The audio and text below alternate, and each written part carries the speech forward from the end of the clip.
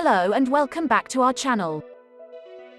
You are watching 20 Best Essential Oils for Skincare, Part 6. And today we will share the 6th best essential oil for skin, that is, Clary Sage Oil. Clary Sage Oil is antibacterial. A study found that it was very effective against Staphylococcus aureus, bacteria that cause pimples, boils, and carbuncles. Applying Clary Sage Oil on the affected area helps in eliminating the bacteria.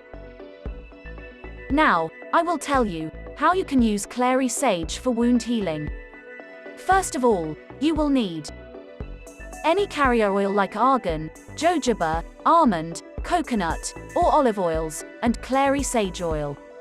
Please note, use 2 drops of Clary Sage Oil per 10 milliliters of carrier oil.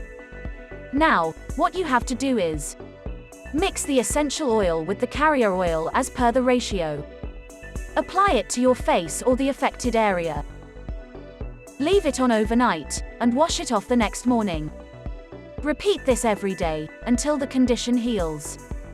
Hope you did get some value out of our today's video. If you really did, hit subscribe button, press the bell icon in order to get regular updates from our channel.